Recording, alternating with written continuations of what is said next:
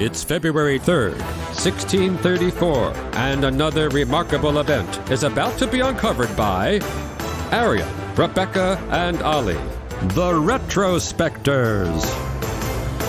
With a cast of more than 800 people and a budget that would be the modern equivalent of £3 million, the theatrical extravaganza The Triumph of Peace, which was performed today in history in 1634, was not exactly an Amdram production. Rather, it's regarded as the most extravagant masque of its period, whose parade component alone was so spectacular that the king himself ordered that the procession turn back around and go past him one more time. Yeah, I'm going to be honest and say up front, I did not know until researching this what a masque was. No, M-A-S-Q-U-E. Despite having a degree in English literature, I somehow didn't know. I thought maybe some kind of like ball or definitely an event, but I didn't realise it was much closer to theatre than that. As you're saying, it was really a performance that you watched. It was interactive and it was a happening, but for the most part, really, it's a play with music. I mean, it's nothing new under the sun, is it? It is just a play, but it was a certain kind of play that was put on by royal patronage to which every important person was invited and money was no object. Yeah. Yeah, it was basically the 17th century equivalent of immersive theatre. So the attendees would be dressing in costume and mingling with the performers, but the performers would then be bursting into song or recitations or forming these kind of tableaux on stage, which were meant to be an allegory for something. And so the masque had originally emerged as a court entertainment under Henry VIII, but it was kind of fine-tuned under Elizabeth I, who was the one who recognised the potential political capital of this kind of a spectacle. So under her, you saw the emergence of themed masques where the theme was designed to express something positive about the monarch specifically. So either, they would often use symbolic figures like peace and justice who would come in and sort of be like, isn't England great right now under this wonderful queen? Aren't pale people brilliant? Exactly. They'd use mythological figures, characters from fables, but it was all obviously designed to an end of impressing upon the spectator how great the monarchy was.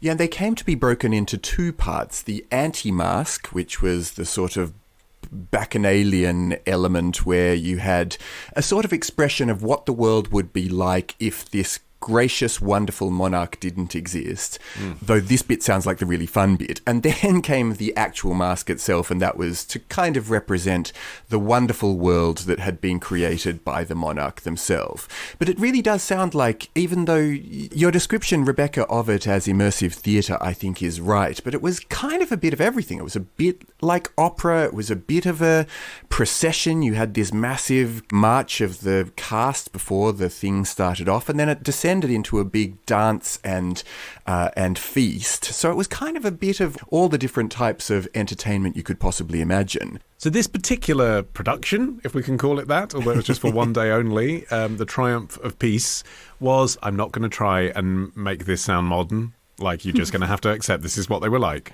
was set in the Piazza of Peace. And the action within the narrative, such as it is, focuses on the return to Earth of Irene, Eunomia, and Dyke. Irene represents peace, Eunomia represents law, Dyke represents justice, all of these being mirrors of the current king's divinity. So this is all being done to flatter Charles I.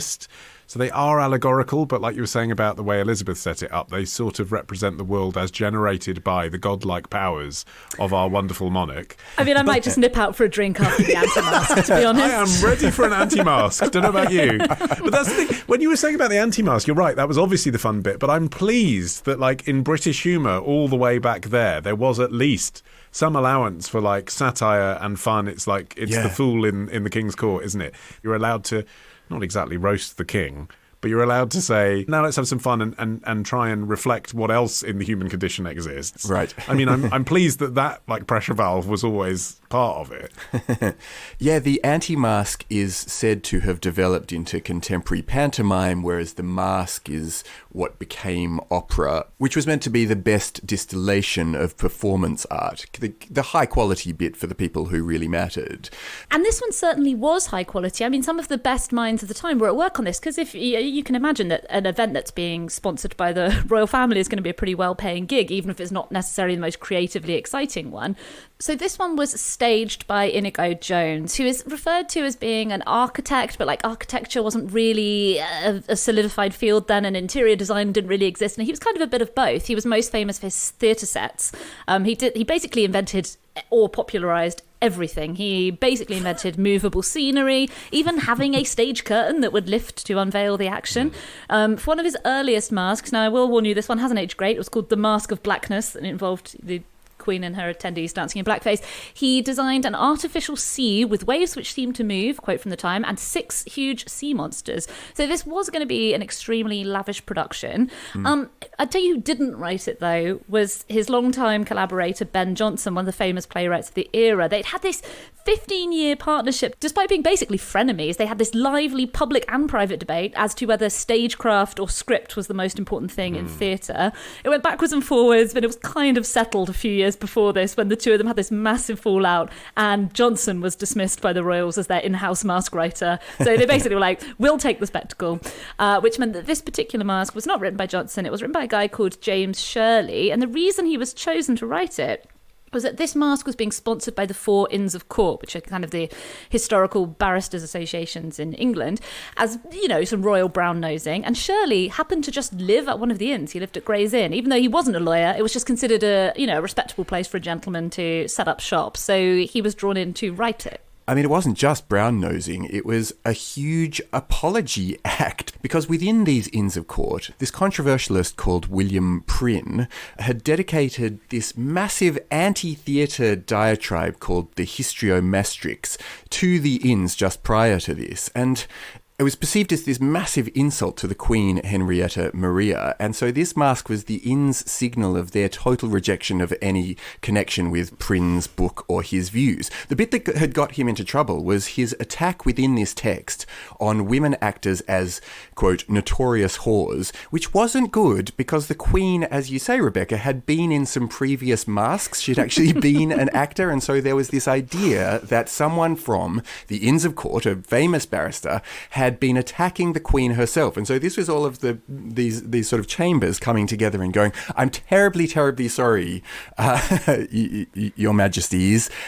Here, please accept this £21,000, which was the budget that they contributed to this masque, and take a wonderful performance. £21,000 on a one-day theatre production in 1634. It wasn't quite a one-day one. This is kind of how Queen Henrietta Maria got her own back. She so liked the masque, and I feel like there was maybe a bit of tongue-in-cheek up to this, that she requested a repeat performance 10 days later. Apology accepted.